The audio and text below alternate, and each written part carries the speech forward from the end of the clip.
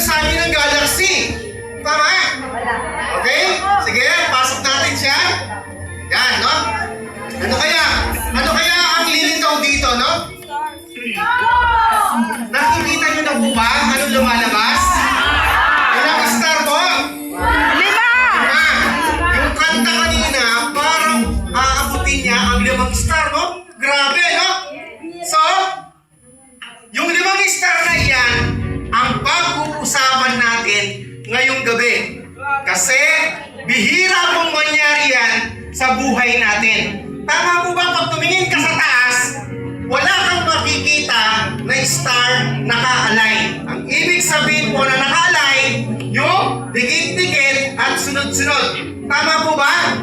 Pero, ang star number 1 na ito ay is a-align po siya.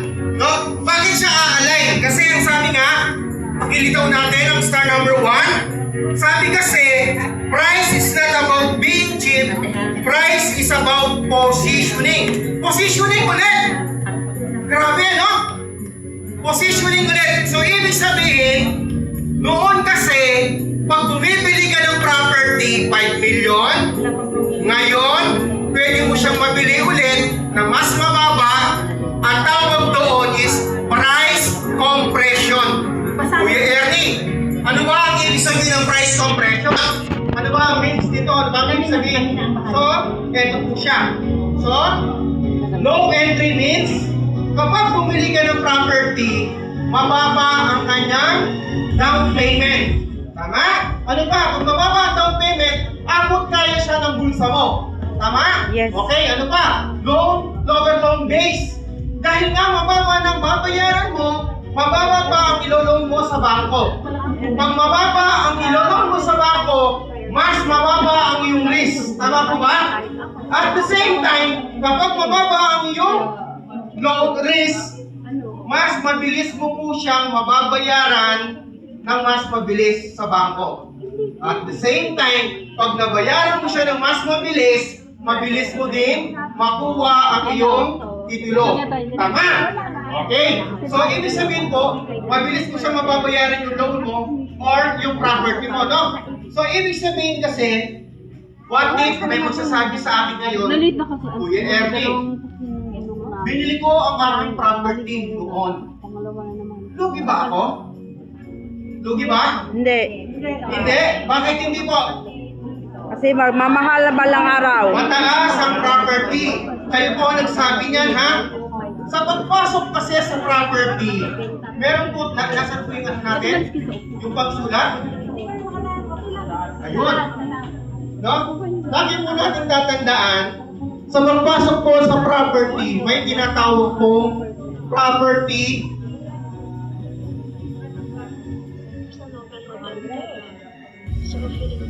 ibasa po? Property cycle. So, ibig sabihin, kapag wala pumapasok ka sa property,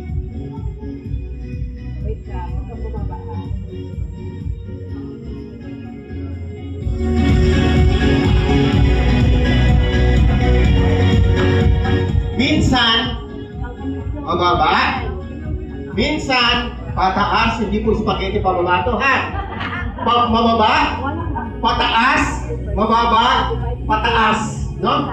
So, ibig sabihin, sa property pala, ang tanong, when is the best time to position? Tama?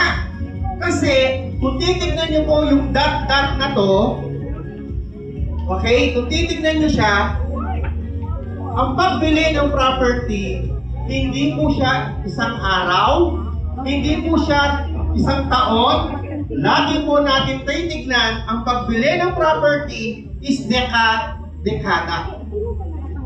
Tama po ba? Dekada.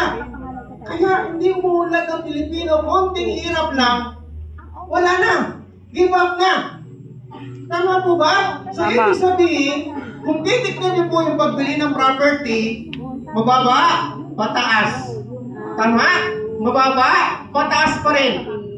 Binili mo siya ngayon or bukas, ngayon. Tama? Ganun ang pagbili ng property. Ang tanong ko po ngayon sa inyo, when is the best time to invest? Kailan? Kailan? Today! Today! Today! Kailan? Today! Ang laging sagot sa pagbili o pagpapasok ng property is laging yesterday. Ulitin ko, laging yesterday. Kasi kung hindi kayo papasok, talagang hindi kayo makakapasok. Kasi bakit? Sabi kasi ng second speaker, kapag nagsara na ang K-economy, nag-freeze na, ikaw nasa ilalim ka pa rin. Samantalang iba, nakaakyat na. Ngayon, uulitin ko kayo. Ang tanong ulit, kailan ba dapat mag-invest? Kasi meron tayong tinatawag na compression. Okay? At dito naman is expansion. Ang tanong, kailan magandang bumili ng property? Sa panahon ba ng compression o sa panahon ba ng expansion? Expansion! Okay? Kasi, lagi natin tatandaan, kung bibili ka dito, kung kailan pataas. Tama? Sa compression, kapag kapanahon ng may. Ang tanong ulit, kailan magandang pumasok sa investment? Kailan? Now! Kailan? Now! Walang tanong now. Kailan magandang pumasok? Sa panahon ba ng compression o sa panahon ba ng expansion? Expansion! Kailan? Expansion! Ganyan lagi naman tayo ganyan sumagot Gagaling natin sumagot. Pero in reality sa buhay, kapag panahon ng compression o crisis, Kuya Ernie, Uy, ikaw? hindi mo na ako pipili. Kasi baka mawalan ako ng